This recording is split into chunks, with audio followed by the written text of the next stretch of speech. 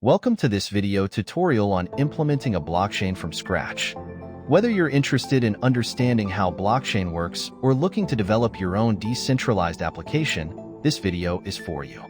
First, let's introduce the basic concepts of blockchain.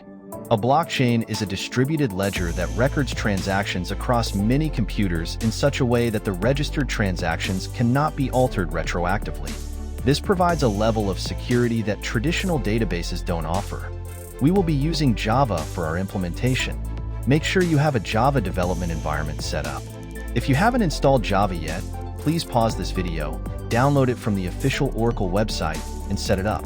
In this tutorial, we will create a block class to represent each block in the blockchain, create a blockchain class to manage the blocks, implement a simple proof-of-work algorithm, and create a basic user interface to interact with our blockchain. Let's start by creating a block class. This class will represent each block in our blockchain. It will contain attributes like index, timestamp, data, previous hash, and nonce. Now that we've created our block class with the necessary attributes and methods, let's move forward and create our blockchain class. This class will manage our entire chain of blocks. After creating the blockchain class, we now have a simple way to add blocks to our blockchain and display them.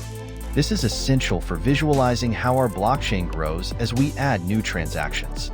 Next, let's implement a simple proof-of-work algorithm.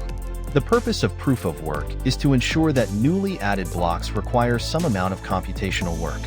This will enhance the security of our blockchain. Now that we've created the basic functionality to add blocks to our chain and perform proof-of-work calculations, let's take a look at how we can implement a user interface to interact with our blockchain.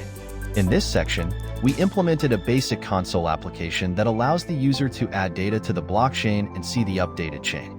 Users input the data they want to add, and the system will handle the logic to mine the block and display the entire blockchain.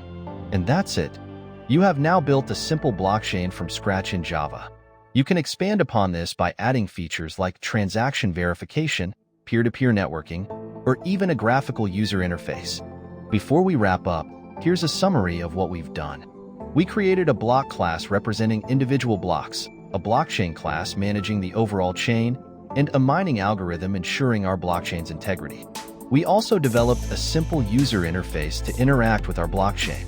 If you found this tutorial helpful, please give it a thumbs up and subscribe for more programming tutorials. Don't forget to check out the links in the description for additional resources on blockchain technology. Thanks for watching, and happy coding!